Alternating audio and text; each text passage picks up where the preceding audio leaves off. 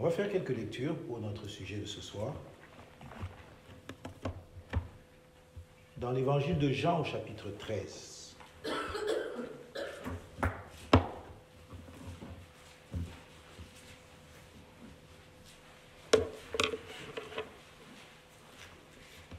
Jean chapitre 13 à partir du verset 1er.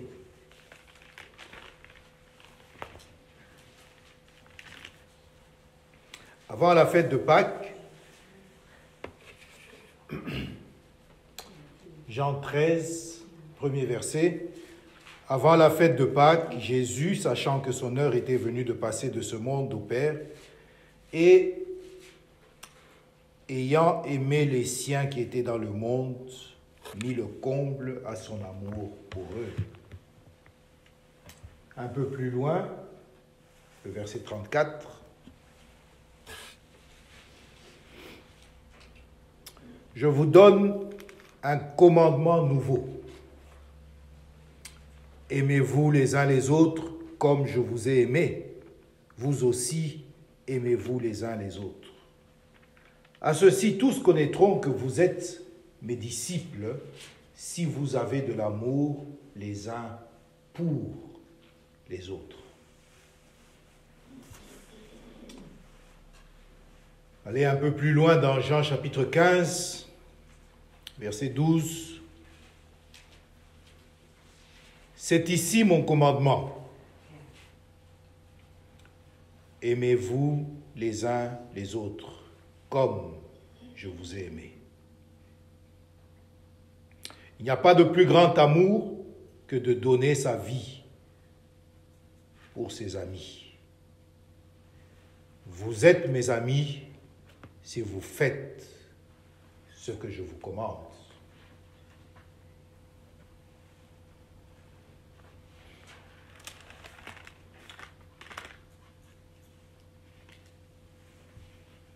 Un Corinthiens au chapitre 13.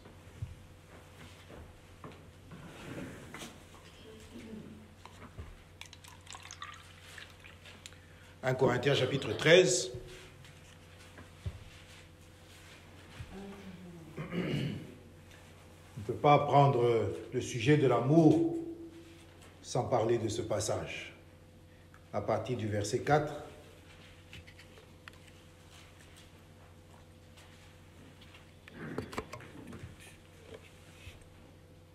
L'amour est patient, il est plein de bonté. L'amour n'est point envieux. L'amour ne se vante point, il ne s'enfle point d'orgueil, il ne fait rien de malhonnête, il ne cherche point son intérêt, il ne s'irrite point, il ne soupçonne point le mal. Il ne se réjouit point de l'injustice, mais il se réjouit de la vérité. Il excuse tout, il croit tout, il espère tout, il supporte tout. L'amour ne périt jamais.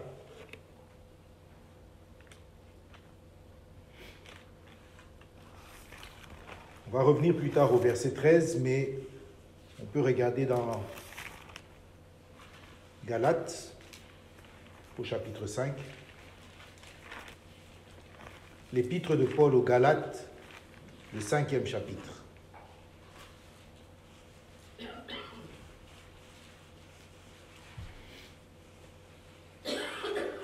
Frères, verset 13, frères, vous avez été appelés à la liberté, seulement ne faites pas de cette liberté un prétexte de vivre selon la chair, mais rendez-vous par amour serviteurs les uns des autres. Car toute la loi est accomplie dans une seule parole, celle-ci, tu aimeras ton prochain comme toi-même.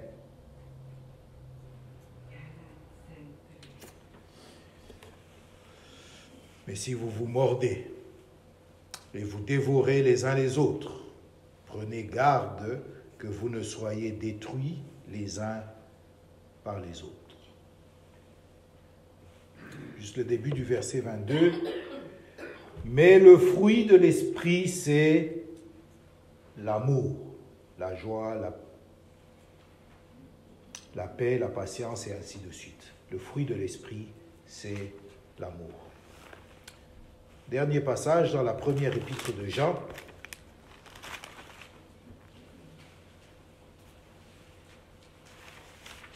« 1 Jean chapitre 3 »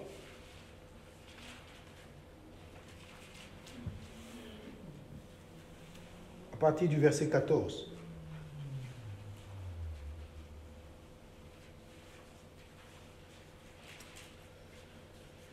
Nous savons que nous sommes passés de la mort à la vie parce que nous aimons les frères. Celui qui n'aime pas demeure dans la mort. Verset 16. Nous avons connu l'amour en ce qu'il a donné sa vie pour nous. Nous aussi, nous devons donner notre vie pour les frères. Si quelqu'un possède les biens du monde et que, voyant son frère dans le besoin, il lui ferme ses entrailles, comment l'amour de Dieu demeure-t-il en lui? Petits enfants, n'aimons pas en parole et avec la langue, mais en action et avec vérité. Vers la fin du chapitre 4, verset 19, « Pour nous, nous l'aimons, parce qu'il nous a aimés le premier. Si quelqu'un dit « J'aime Dieu » et qu'il haïsse son frère, c'est un menteur. Car celui qui n'aime pas son frère qu'il voit, comment peut-il aimer Dieu qu'il ne voit pas? Et nous avons de lui ce commandement, que celui qui aime Dieu aime aussi son frère. Que Dieu bénisse sa très sainte parole.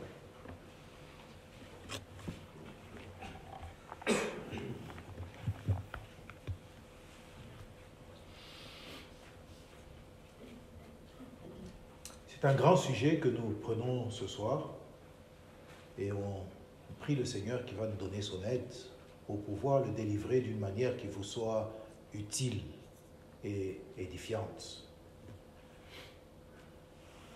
Nous avons dit que nous allons toujours nous reposer sur 1 Corinthiens au chapitre 13, le verset 13.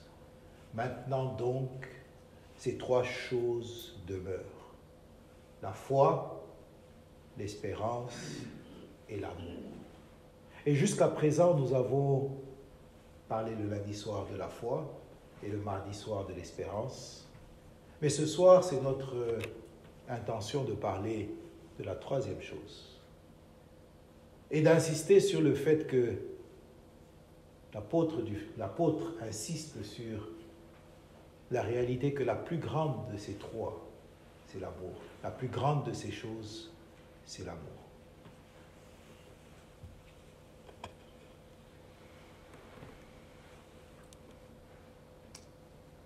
Sans la foi, on a dit, c'est impossible d'être sauvé et que c'est impossible de plaire à Dieu. Sans l'espérance, on peut voir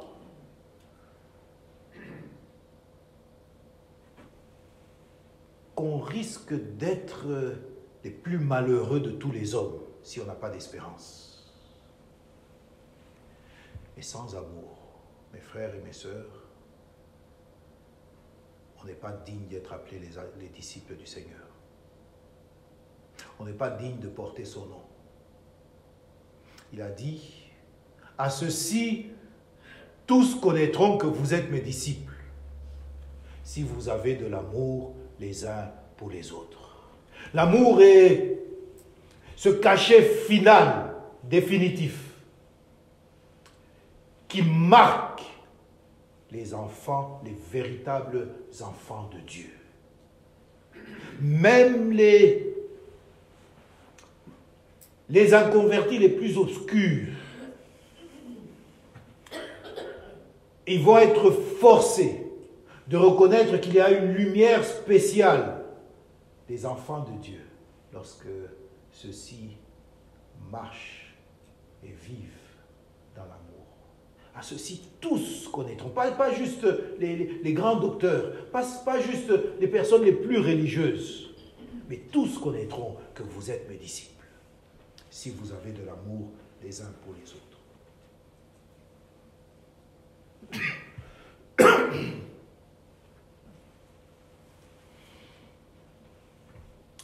C'est vraiment la plus grande des trois, parce que l'amour nous fait ressembler à Dieu, nous lie à Dieu, nous connecte à Dieu. Dieu est amour, et l'amour est de Dieu. C'est la nature même de Dieu d'aimer. C'est comme ça qu'il est. Et quand nous aimons, nous ressemblons à Dieu. Nous manifestons la même nature que Dieu même. Nous sommes comme Dieu, nous sommes ses enfants.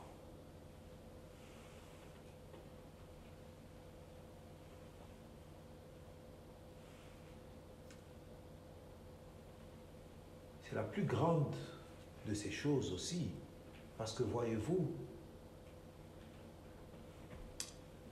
la foi est personnelle. L'espérance aussi est individuelle. Ça nous connecte à Dieu. Mais l'amour, non seulement ça nous connecte à Dieu, non seulement ça se dirige vers Dieu et vers les hommes, mais ça nous lie ensemble. La foi et l'espérance ne vont pas tellement faire cela.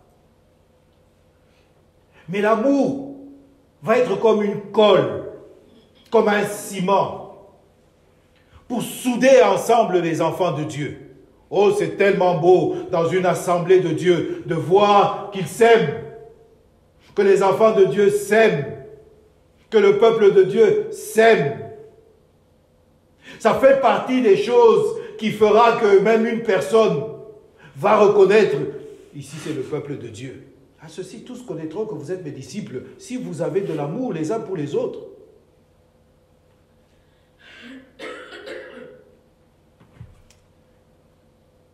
Une des choses qui avait amené un des frères qui est un ancien chez nous à Lubumbashi maintenant, et qui est arrivé juste après le début de l'Assemblée. Mais c'est juste le fait qu'il voyait comment les chrétiens se traitaient les uns les autres. Juste de voir l'amour qui régnait au milieu des enfants de Dieu. Et ça l'a convaincu. Ça, c'est la place où je dois être. Donc que Dieu nous aide à juste développer cet amour, ranimer cet amour, raviver cet amour. Je sais que vous faites bien. Et je suis ici pour très peu de temps. Ça fait longtemps que je ne vous ai pas vu et je n'ai pratiquement rien entendu sur vous. Donc, ces choses que je les dis simplement en regardant à la parole. Mais je sais une chose, que dans le domaine de l'amour, il y a une grande marge pour pouvoir nous tous nous améliorer. Même si nous faisons bien, nous pouvons faire encore mieux et de mieux en mieux pour aimer comme le Seigneur voudrait que nous puissions aimer.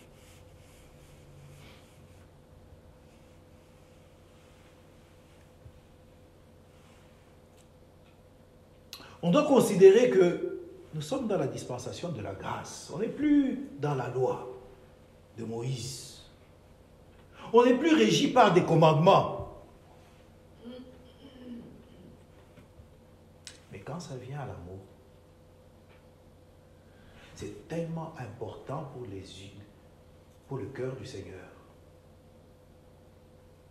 qu'il en fait un commandement. Un commandement de la grâce. Aimez-vous les uns les autres.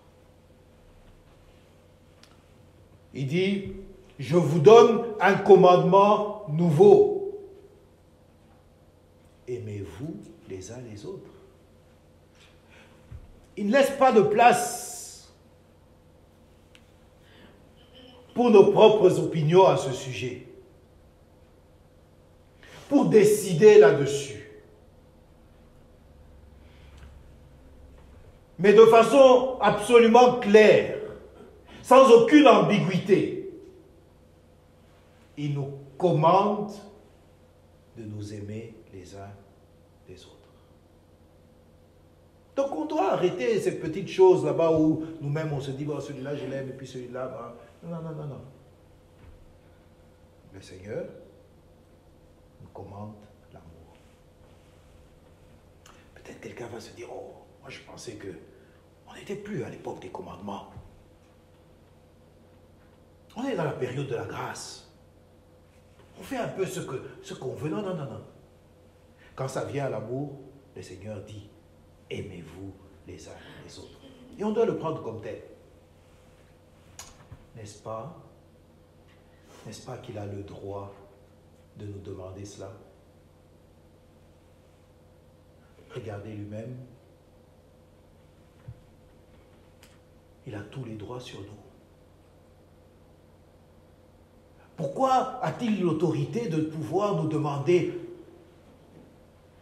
de nous aimer les uns les autres et de le demander comme un commandement? C'est parce que lui-même nous a aimés de la manière la plus forte possible. Il n'y a pas de plus grand amour que de donner sa vie pour ses amis, a-t-il dit dans Jean chapitre 15. Il n'y a pas de plus grand amour. Il a lui-même manifesté l'amour le plus intense, le plus immense. Un amour infini. Alors que nous étions encore des pécheurs.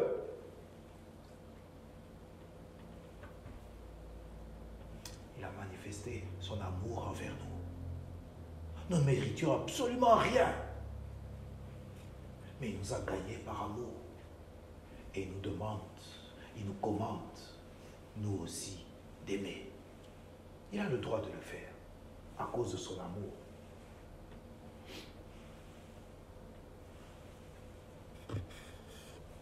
C'est quoi au juste aimer?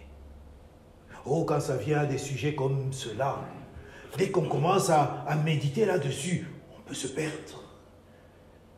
C'est tellement à la fois simple et profond que ça devient difficile à définir. Quand il s'agit de l'amour envers Dieu, parce que ce sujet est vaste, aimer Dieu ou aimer le Seigneur, c'est garder sa parole. C'est garder ses commandements. Jean chapitre 14, le verset 15.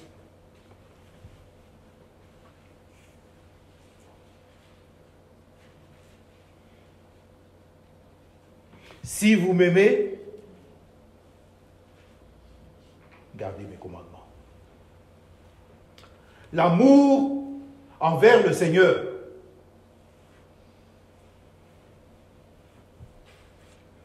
N'essayons pas de nous perdre dans toutes sortes d'émotions qui peuvent nous tromper. Mais si nous pouvons simplement regarder sa parole et tendrement la mettre en pratique, simplement la mettre en pratique. Il dit, si vous m'aimez, gardez ma parole. Le verset 21 va dire un peu plus que cela. Celui qui a mes commandements et qui les garde, c'est celui qui m'aime. Et celui qui m'aime sera aimé de mon Père, je l'aimerai et je me ferai connaître à lui. Oh, est-ce que vous voyez combien l'amour est beau et combien l'amour est bénéfique? Parce que non seulement quand nous aimons Dieu et nous mettons sa parole en pratique, oh, le Père qui est dans le ciel et qui voit cet enfant qui met en pratique sa parole, Dieu aime une telle personne. Dieu l'aime. Et quand le Fils de Dieu voit que le Père aime, il aime aussi en retour cette personne. Et qu'est-ce qu'il fait? Et il se manifeste à nous. L'amour envers Dieu, c'est le grand secret pour que Dieu s'approche de nous et pour qu'il nous révèle sa personne, pour qu'il nous montre sa grandeur, pour qu'il nous ouvre même sa parole. Il se révèle, il se manifeste à nous quand on l'aime. Donc c'est une chaîne que nous ne devons pas nous permettre de briser.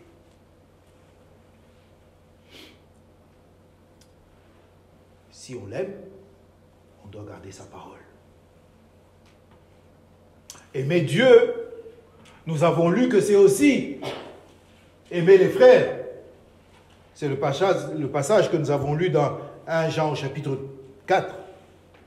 Si quelqu'un dit « j'aime Dieu » et qu'il haïsse son frère, c'est un menteur. Car celui qui n'aime pas son frère, qu'il voit, comment peut-il aimer Dieu qu'il ne voit pas?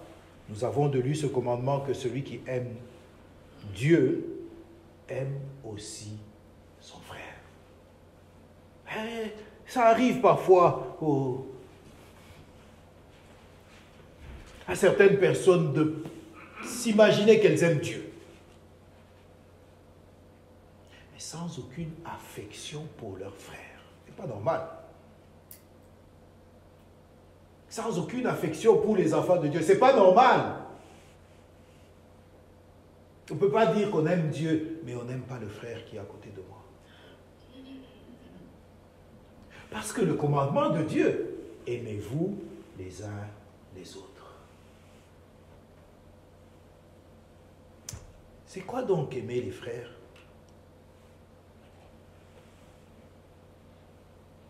C'est un peu ce que nous avons lu dans Galates au chapitre 5. Il dit, par amour, soyez serviteurs les uns des autres. Aimer les frères, c'est les servir. Est-ce que je dois répéter? Aimer les frères, c'est les servir.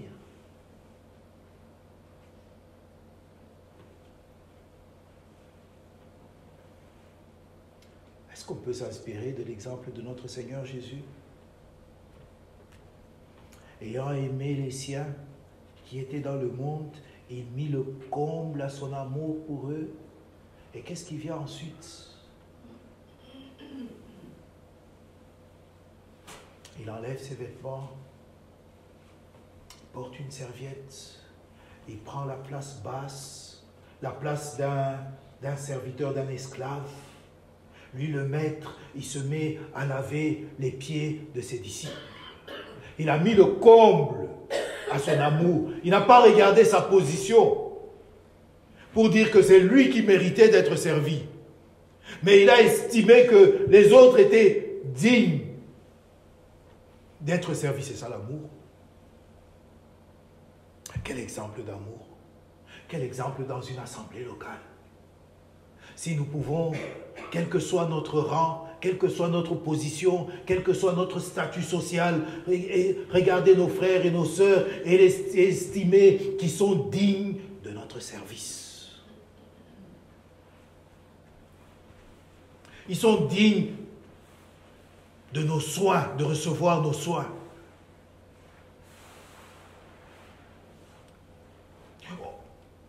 On peut humblement juste leur faire du bien. Aimer, c'est servir. Mais vous savez que ça va beaucoup plus loin que servir. Nous avons lu dans 1 Jean chapitre 3.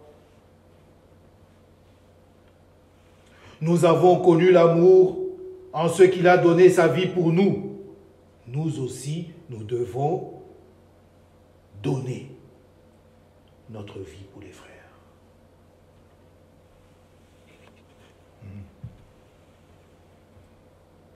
Car Dieu a tant aimé le monde qu'il a donné son Fils unique.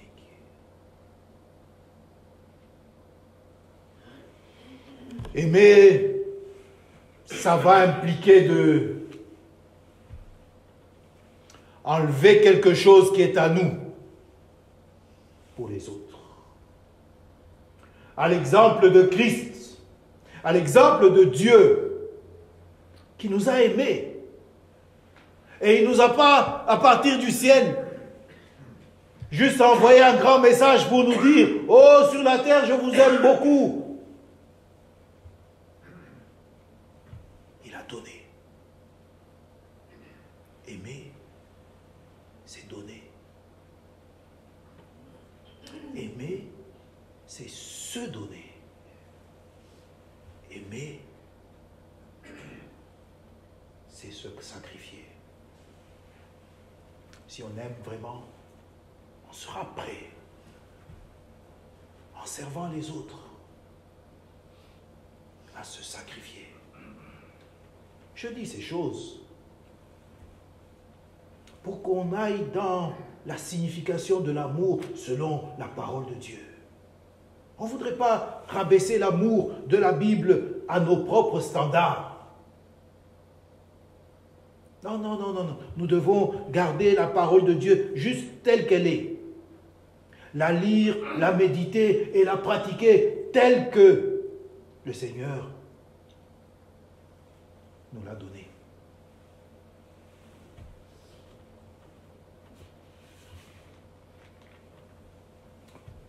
Le Seigneur Jésus, il n'est pas venu pour être servi, mais pour servir et donner sa vie. Il est venu pour servir et il est un exemple pour nous. Il nous montre le chemin par lequel nous devons passer pour aimer comme lui.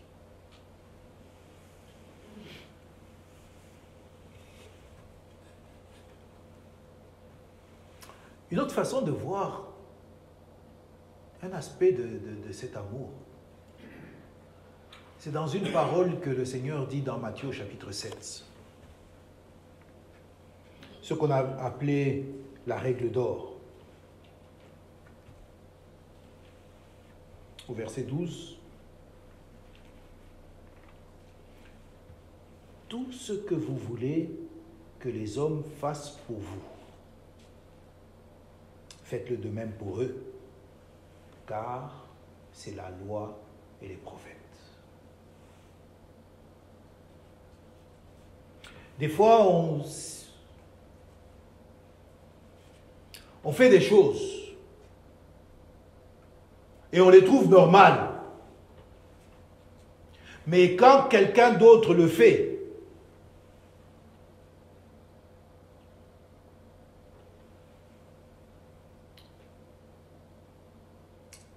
on trouve que c'est pas bien ce qu'il a fait.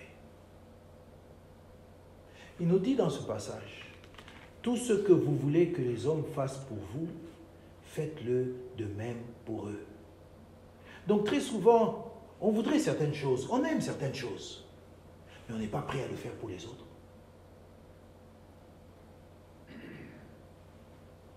Si on aime, quand on aime, on fait pour notre prochain, pour notre frère, tout ce qu'on voudrait qu'on nous fasse.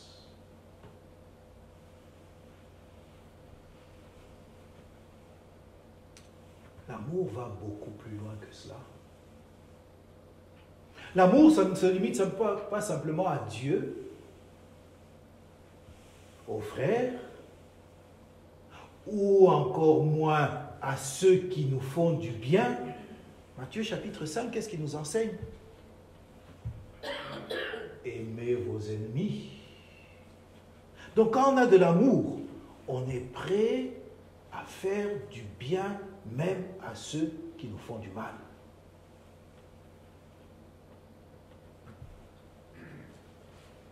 Matthieu chapitre 5, le verset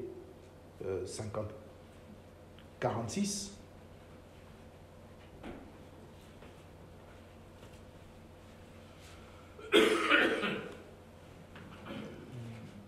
D'abord le verset 44, mais moi je vous dis, aimez vos ennemis, Bénissez ceux qui vous maudissent. Faites du bien à ceux qui vous haïssent.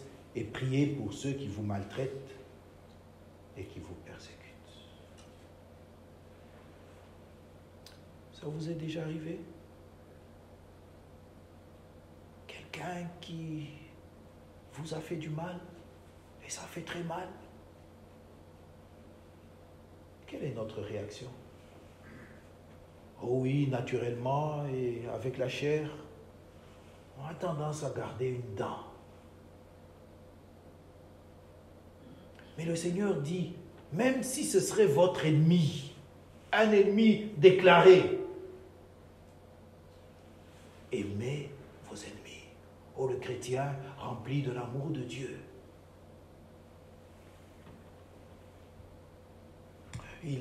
Il a cette grâce de la part de Dieu de faire du bien même à celui qui lui fait du mal. N'est-ce pas ce que le Seigneur Jésus a fait à la croix? N'est-ce pas ce qu'il a fait dans le jardin de Gethsémane avec ce jeune homme qui est venu dans la bande de ceux qui venaient pour l'arrêter et Pierre lui a coupé l'oreille, mais le Seigneur lui a fait du bien. Oh, si c'était nous, on se serait dit, ah ça c'est bien fait, ça lui apprendra. Mais le Seigneur n'est pas comme ça. Notre Seigneur n'est pas comme ça. Ce n'est pas ainsi que nous avons appris Christ. Nous allons arriver à un autre niveau d'amour. Lorsque même si quelqu'un nous a fait du mal, on peut le garder dans nos prières.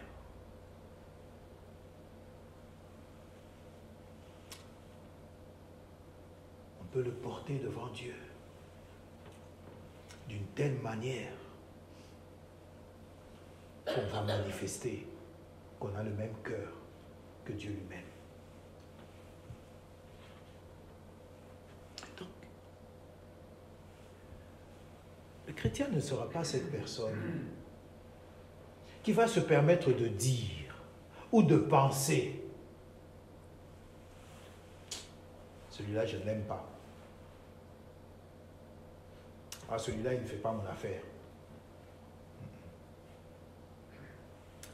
Aimez vos ennemis. À la fin de cette section dans Matthieu au chapitre 5, c'est là où le Seigneur dit « Soyez donc parfaits, comme votre Père Céleste est parfait. » C'est dans cette section-là qu'il dit que si nous aimons seulement les gens qui nous aiment, si nous faisons du bien à ceux qui nous font du bien, quelle différence avec les païens? C'est ça que naturellement les païens font. Oh, quelqu'un est venu lui faire du bien, alors il fait du bien à cette personne. Ah, lui, celui-là, il s'est toujours souvenu de moi, alors moi aussi je vais me souvenir de lui. Non, non, non. Nous devons, comme chrétiens, être à un autre niveau. Faire du bien, même à des personnes qui nous font du mal.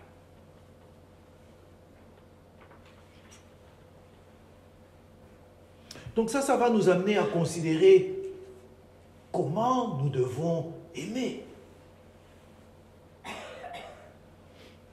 Nous avons premièrement considéré, c'est quoi aimer?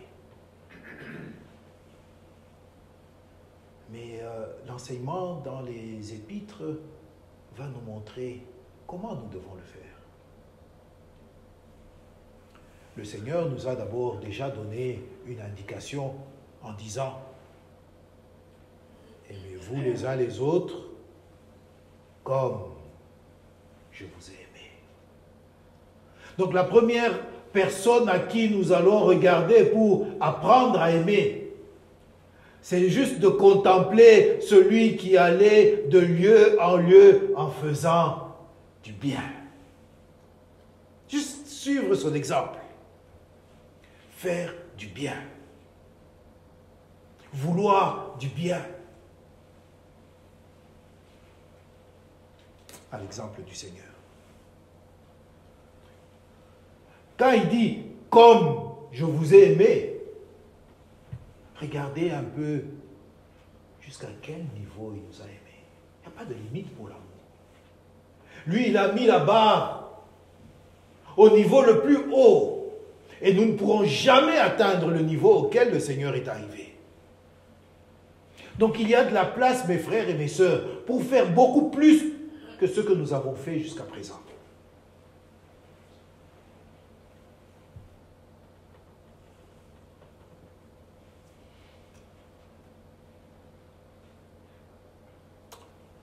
Vous avez compris que l'amour ne se limite pas simplement à quelques gestes. Mais l'amour doit être profond dans nos cœurs, dans nos affections. On peut faire des choses. Extérieurement, ça paraît bien. Mais ce n'est pas juste servir mécaniquement les autres. On doit les porter dans notre cœur.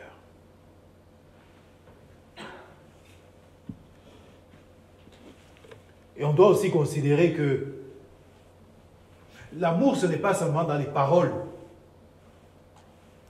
On a lu le passage dans 1 Jean au chapitre 3.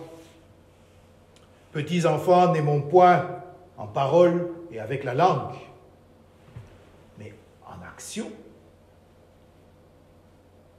et avec vérité. » Donc ça ne sera pas théorique. Ça ne sera pas seulement des paroles en l'air. Il va y avoir des actions, mais avec aussi à l'intérieur du cœur une attitude de cœur qui accompagne cet amour, qui accompagne nos gestes.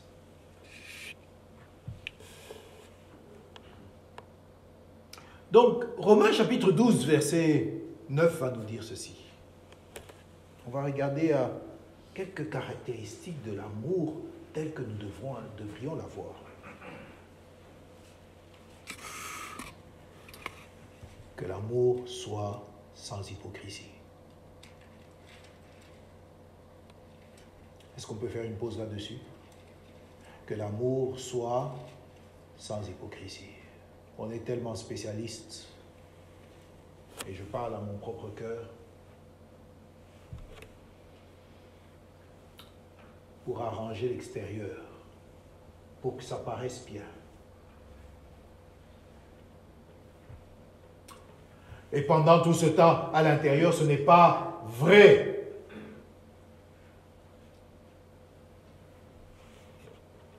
Qu'est-ce que le Seigneur dit aux pharisiens? Il dit à ses disciples plutôt, gardez-vous du levain des pharisiens qui est l'hypocrisie. Et le mot pour hypocrisie, c'est le mot pour acteur. Genre acteur de théâtre. Quelqu'un qui joue un rôle, mais ce n'est pas vrai, ce n'est pas lui.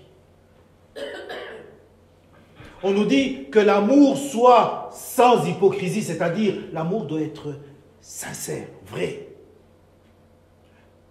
Ce qu'on exprime extérieurement, c'est ce qui est à l'intérieur. On ne va pas montrer une belle face, sourire à quelqu'un, mais au fond du cœur, on lui en veut.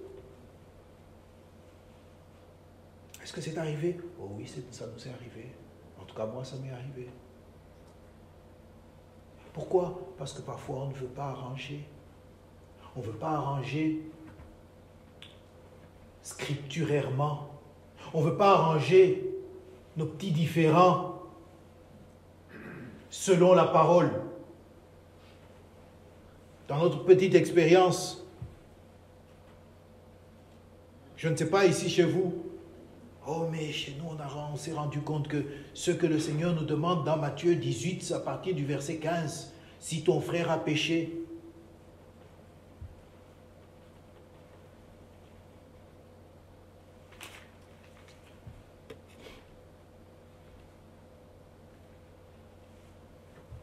va et reprends-le entre toi et lui seul.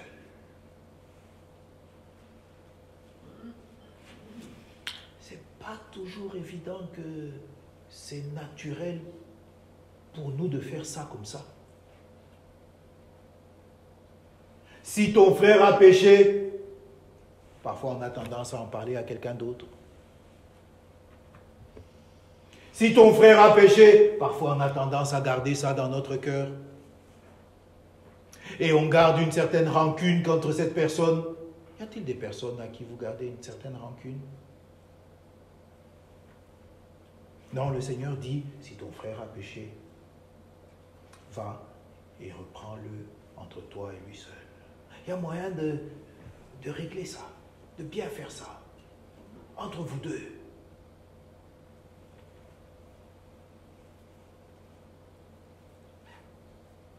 Dans le secret. Même la personne, même le frère ou la sœur va apprécier cette marque de respect. Mais si, au contraire, au lieu de régler ça de cette manière, on trouve quelqu'un et on dit, mais regarde ce que l'autre a fait. Et puis cette autre personne-là, alors il s'installe au milieu des enfants de Dieu, des petites amertumes les uns envers les autres, qui ne sont pas bons pour la vie d'assemblée, qui sont juste des racines d'amertume qui vont créer des problèmes. Et cela va créer une façade, ça va créer de l'hypocrisie. Pendant tout ce temps-là, la parole nous dit que l'amour soit sans hypocrisie.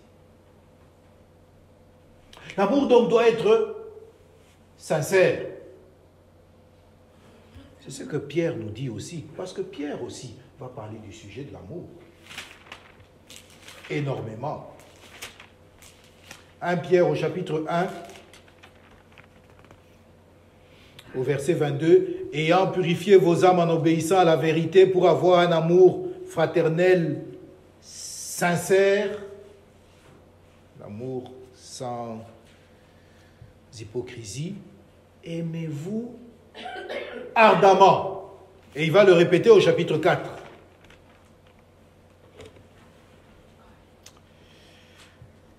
Au verset 8, il dit, « Avant tout, ayez les uns pour les autres un ardent amour. » Oh là, on bascule à là où Dieu attend que notre amour soit un amour ardent.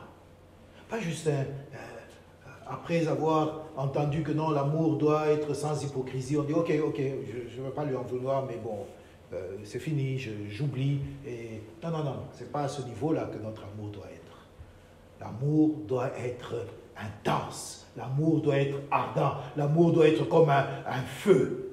C'est de ce feu-là que le Seigneur brûlait lorsqu'il est allé jusqu'à la croix, en donnant sa vie pour nous.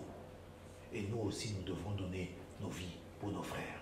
On doit les aimer intensément. On doit les aimer sincèrement.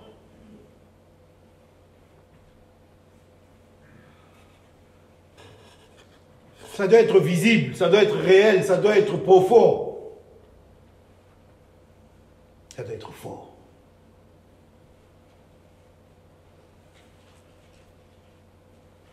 Et ça nous amène à notre passage dans 1 Corinthiens chapitre 13. Sur les qualités de l'amour tel que nous devons l'avoir. On n'aurait pas fait justice à ce sujet si on ne pouvait pas passer un peu de temps dans 1 Corinthiens chapitre 13 à partir du verset 4.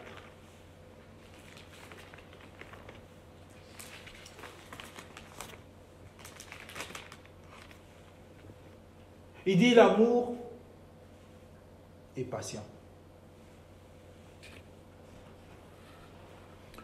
On doit se rappeler que nous sommes au plein cœur du sujet des dons spirituels. Et dans l'assemblée de Corinthe, parmi les multiples problèmes qu'il y avait, ils ne savaient pas gérer les dons spirituels qu'ils avaient reçus en abondance. On vient de différents horizons, on est ensemble et on est là pour servir Dieu. Il y en a qui vont vite, il y en a qui vont plus lentement. Il y en a qui font bien, il y en a qui font moins bien. Est-ce qu'on peut juste être un peu patient avec nos frères et nos sœurs? L'amour est patient.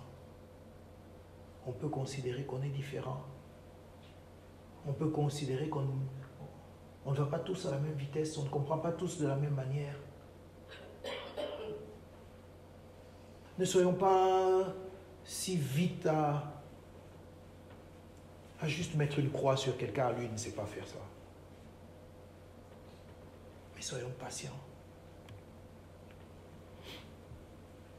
L'amour est plein de bonté.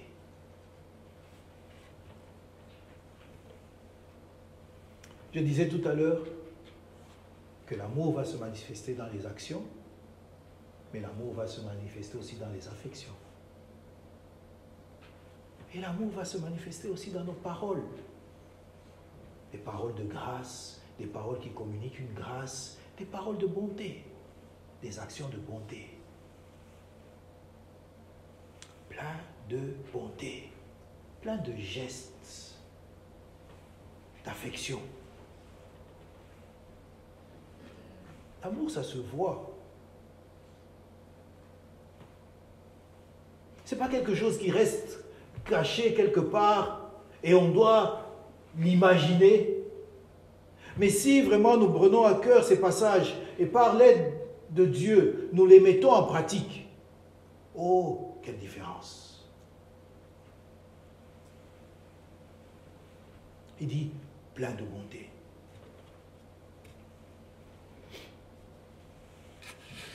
On peut juste imaginer aussi que dans le domaine des dons spirituels, comme dans beaucoup d'autres domaines,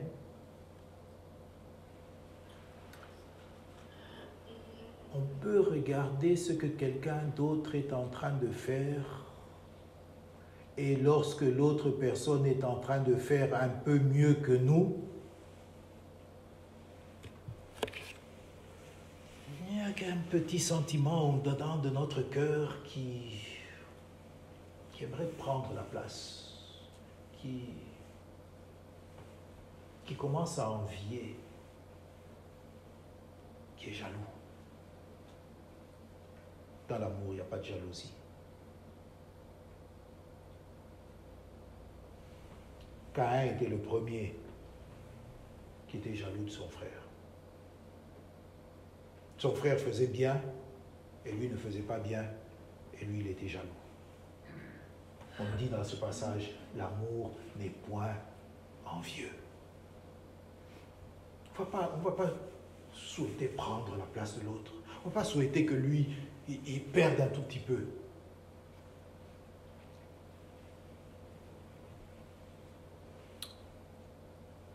L'amour ne va pas chercher la première place, ne va pas chercher à se vanter, ne va pas chercher à être orgueilleux, afin qu'on puisse me regarder moi. On ne va pas chercher à tricher. L'amour ne fait rien de malhonnête.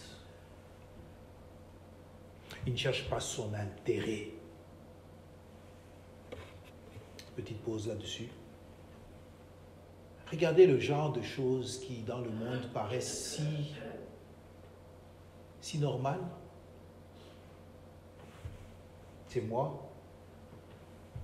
Ce sont mes intérêts. Et c'est naturel que je cherche d'abord mes propres intérêts. C'est comme ça que le monde vit. Dans l'amour, ce n'est pas comme ça. Il ne cherche pas son intérêt.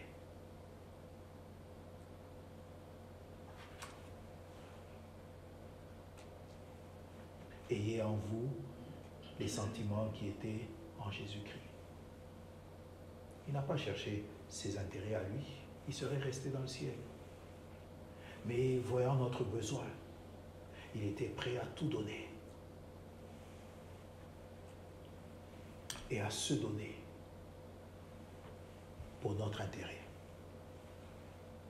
La plupart des conflits arrivent parce que nous voulons nous avoir raison. C'est moi qui ai raison, c'est l'autre qui a tort. Et je voudrais que tout le monde reconnaisse que c'est lui qui a tort. Est-ce qu'on ne peut pas parfois juste laisser que l'autre ait raison?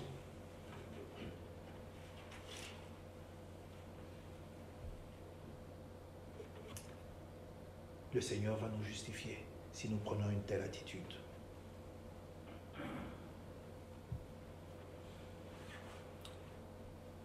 On dit que l'amour ne s'irrite pas. Très souvent, on se met en colère si facilement. On garde une colère qui ne dépasse pas simplement le coucher du soleil, mais qui dépasse des jours et des jours et des jours. On garde une rancune. L'amour excuse tout. Dans l'amour, il y a le pardon. On est prêt à pardonner. Et encore une fois, je demande, y a-t-il des personnes à qui on n'a pas pardonné? Que ce petit message de ce soir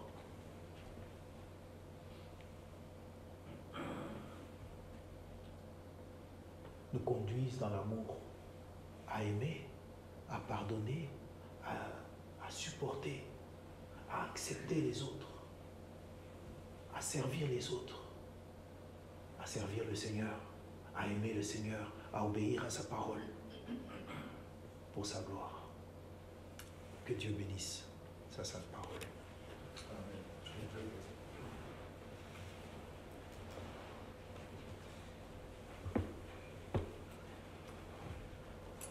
Notre grand Dieu et notre Père qui est dans le ciel, nous voulons te remercier pour ta parole. Nous voulons te remercier pour ton amour. Nous voulons te remercier pour ton Fils. Tu sais où tu nous as trouvés, des personnes dignes d'être haïes et nous haïssant les uns les autres. Mais tu as été extrêmement bon envers nous et tu nous as sauvés dans ta grâce. Et maintenant, avec de pauvres créatures comme nous, tu veux nous conduire à la gloire. Tu veux nous conduire à être transformés à l'image de ton Fils, plein d'amour. Nous voulons te remercier pour cette assemblée qui a voulu se réunir pour écouter ta parole. Et on voudrait te prier que ces simples choses qui ont été mises devant nos yeux soient ancrées profondément dans nos habitudes, que nous soyons remplis de foi, remplis d'espérance et remplis d'amour. Et tout cela, Père, pour te servir et pour ta gloire. Père, nous plaçons devant toi la condition de notre frère Normand Thier. On voudrait te prier pour son cœur et pour les soins qu'il va recevoir. On te prie pour que tu soutiennes Hubert aussi pendant ces moments ici. Nous les accompagnons par la prière. Souviens-toi aussi, Père, des funérailles à la fin de cette semaine de Madame Wells. Accompagne cette assemblée, Père, pour que tout puisse être fait pour ta gloire. Te remercions, Père, pour ces moments que nous avons eus ensemble, dans le beau nom du Seigneur Jésus. Amen.